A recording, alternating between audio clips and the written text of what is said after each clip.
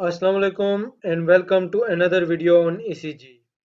I am Dr. Wajid Shabir. I have done residency in cardiology and currently I am working as registrar cardiology. This is the ECG which we are going to discuss today. आज की ECG में एक important चीज़ जो आपने note करनी है वो है रिदम। तो हमेशा की तरह ECG पर डिस्कशन शुरू करने से पहले आप अपनी वीडियो को पॉज करेंगे. Note down the findings and diagnosis with yourself, and at the end of video compare your findings and diagnosis with what was discussed. As you know कि ECG में हम सबसे पहली चीज़ जो देखते हैं वो है रिदम. रिदम के लिए हम यूजुअली रिदम स्ट्रिप या लीड 2 को देखते हैं. इस केस में अगर हम लीड 2 में देखें तो हमें कोई क्लियर कट पी वेव नज़र नहीं आती. लेकिन अगर हम लीड V1 में देखें तो we can find inverted P wave before QRS complex.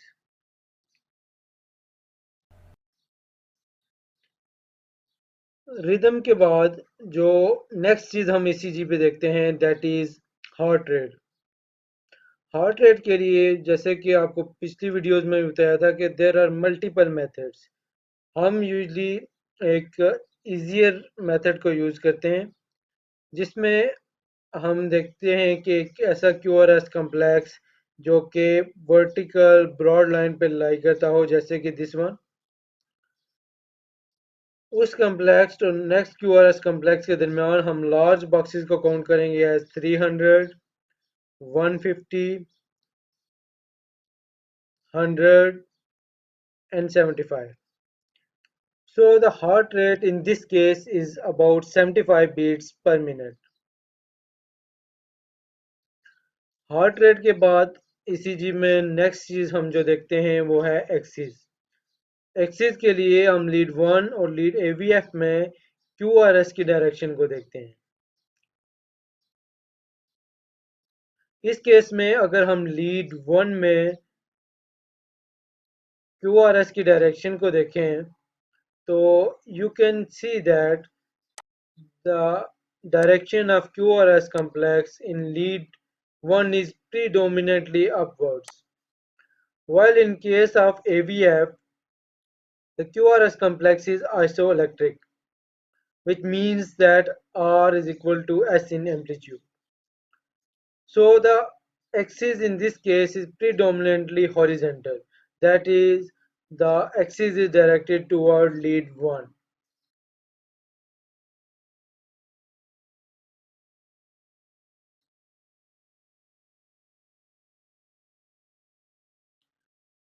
Axis के बाद अगर हम एक बार फिर लीड V1 में देखें तो we can see a broad QRS complex which is more than 3 small square or 120 millisecond.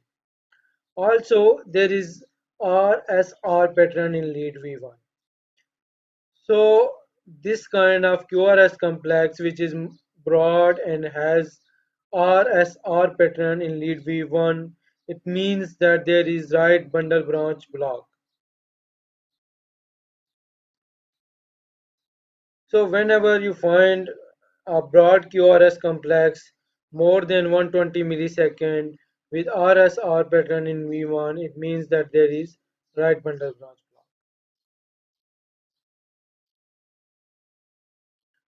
इसके बाद अगर आप गौर से देखें तो स्पेशली इन लीड V1 तो T वेव के मिड में there is small hump.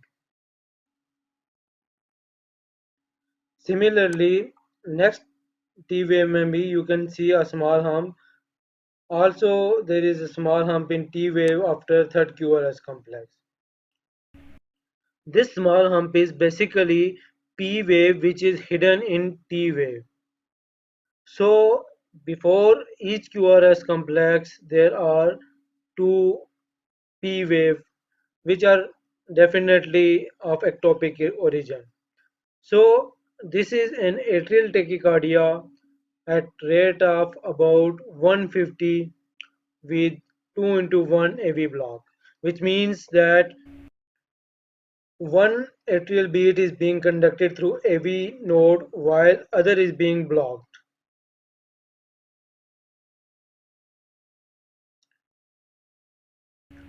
So always look halfway between P waves if you are suspecting an atrial tachycardia or atrial flutter. There are multiple causes of atrial tachycardia, which include COPD, digoxin toxicity. Also, atrial tachycardia can occur in case of coronary artery disease, in ischemia. Also, electrolyte imbalance can result in atrial tachycardia. So, to sum up the findings, there is atrial tachycardia with atrial rate of 150 and 2 into 1 AV block. The axis is horizontal and there is right bundle branch block. Hopefully आपको आज की ECG पसंद आई होगी, आपके knowledge में इजाफा हुआ होगा. For more ECGs please subscribe to this channel and stay tune. Till next time, अल्लाह हाफिज एंड टेक केयर.